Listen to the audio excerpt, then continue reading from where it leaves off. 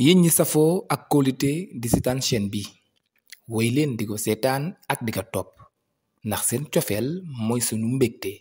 te li gën a neex mi ngi ci sunu kanam. Tivaouane 7 TV. abonné wu leen ci chaîne YouTube Tivaouane 7 TV te tamit bu leen fàtte activer cloche de notification bi pour mën a recevoir bépp bataaxal bu ñu dugal ci heure bu nekk.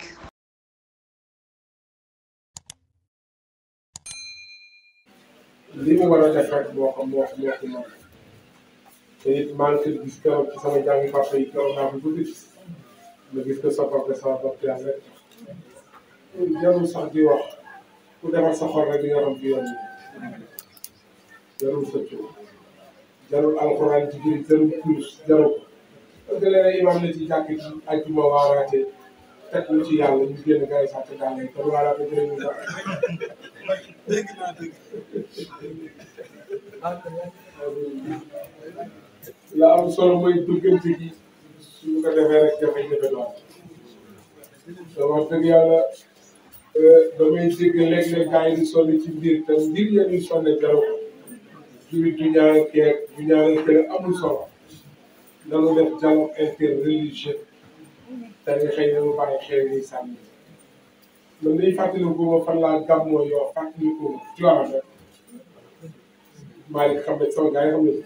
fàttaliku ma ba ma xamee ba tey parce que sëñ Abdou Aziz Al Amine yàlla yàlla yokk leer c'était le gardien du temple moo daan carte tarixa kenn daal petit tarixa bi di jaar ci moom pour le jaar xam-xam ak baaxaay bi ak dal ak ouverture d'esprit bi mu yoroon ba tax na la mu téyewoon ba tey du yàq gars yi nag suñu demee ba 2023 naan gàmm nga fa arab ñoom ñoo arab ñoo teguma ko ci alxuraan dama xam ni tàmm leen bàyyi bi 2023 nga ne ci wàllu bi ñax yi naan gàmm nga fa arab. yéen ñi safoo ak kóolute di seetaan chaîne bi woy leen di ko seetaan ak di ko topp ndax seen cofeel mooy sunu mbégte te li gën a neex mi ngi ci sunu kanam. Tivaouane 7 TV. abonné wu leen ci chaîne YouTube Tivaouane 7 TV te tamit bu leen fàtte activer cloche de notification bi pour mën a recevoir bépp bataaxal bu ñu dugal ci heure bu nekk.